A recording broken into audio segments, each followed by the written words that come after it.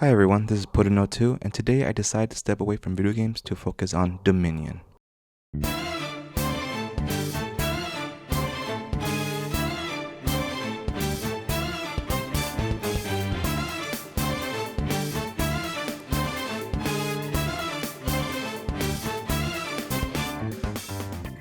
Dominion is a deck builder game in which players build their decks using the cards available to the kingdom in that particular game.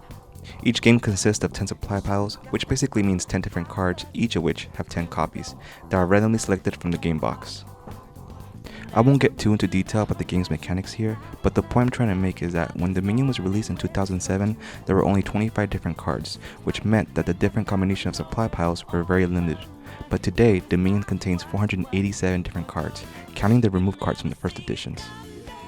I don't know the math, but there are thousands, if not millions, of different possible combinations of cards to start your game. One of the unique features of Dominion is that anytime you play, you're probably playing a game of Dominion nobody else has ever played before, as the odds of your kingdom being unique are very high. The fun part of Dominion is strategizing what cards you are going to invest in to defeat your opponents before the game starts, while anticipating what strategy your opponents will use, as all players have access to the same resources. There will be games where an overpowered card will be in the supply that causes all players to have no choice but to use the same strategy. These overpowered cards usually control the flow of the game, and the best example of this is Chapel from the base set.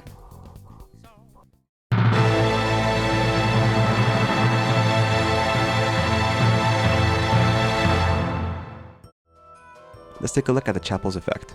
It says, trash up to 4 cards from your hand. I started playing Dominion in 2020 along with many of my friends, and at that time we all thought this card was pretty bad.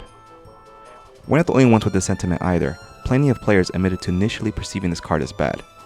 As beginners, we assumed trashing cards from your deck was a bad thing. I mean, why would anyone want to permanently get rid of the cards from their deck, right? I thought this card was only meant to assist you whenever you had curses in your deck. And there was only one curse dealer in the base set, the Witch, so I felt that the Chapel served no purpose if the Witch wasn't in the supply. What we noobs didn't realize was how powerful trashing is in Dominion.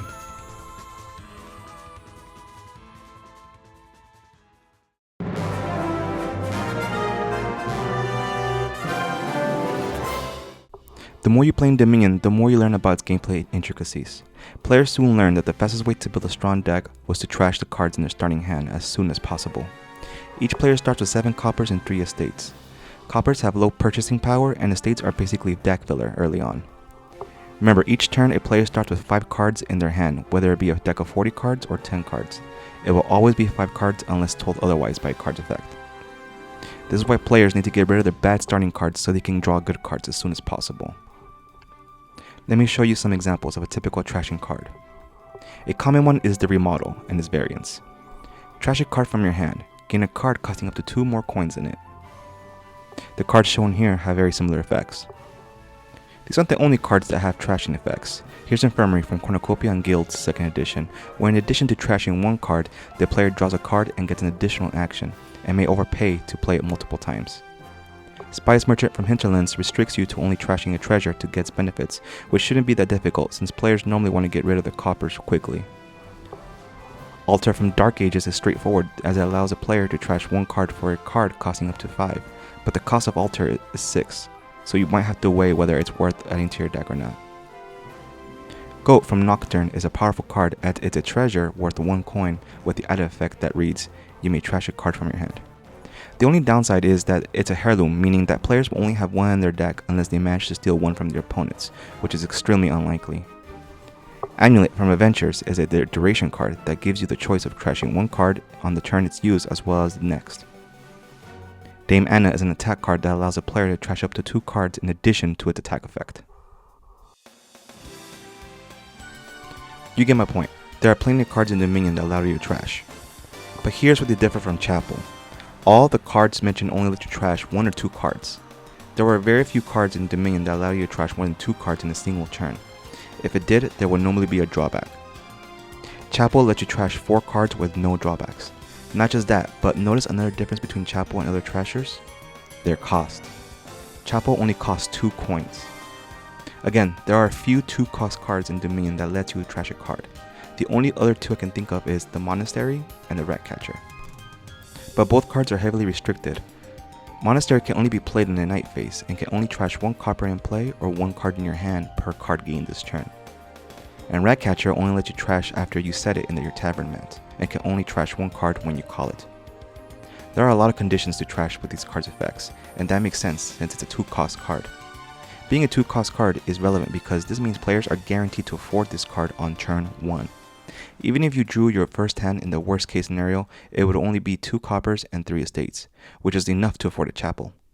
The fact that players could get one of, if not the most powerful card on the game in turn 1 is crazy to me.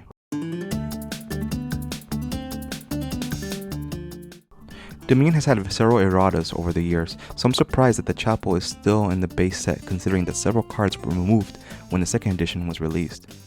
At the very least, the card's price should be increased in my opinion. It appears the fan outcry regarding this card had reached Donald X. Vaccarino, the creator of Dominion, as he shared his thoughts on Chapel in 2011, in which he states, "Chapel is the most powerful Dominion card relative to its cost, and I am unlikely to make another card that powerful relative to its cost." That's not the same as it being bad for the game though. I think Chapel provides a lot of play value for new players. First, it seems weak. There are multiple BGG threads complaining, what good is Chapel in games without Witch? Chapel is one of the 4 pillars of altering the base game. They all shake the game up significantly in related ways, such as that combinations of them are also interesting. They play differently as people get better at the game, and well, I like that too. And then finally, in 2017, Mr. Vaccarino writes, "As noted, I think it's correctly priced. The issue is whether the text should be a card, not what it should cost if it does. I think it's great that sometimes trashing is so easy. The question then is if the main game is the best place to have one of those. The argument is that new players don't understand trashing immediately, and having such a blatant extreme trasher helps. And then it retains value for experienced players by changing the game so much but still leaving plenty of room to be the better player. I don't know how much it actually helps new players." Chapel is an interesting card in game design, and I find it fascinating that both a new and experienced player could look at the same card and have vastly different opinions on it. In other games, both new and experienced players will know which cards are good and bad based on the game's rules. But even if a new player knows the rules of Dominion, they won't know just how powerful Chapel is in the first playthrough.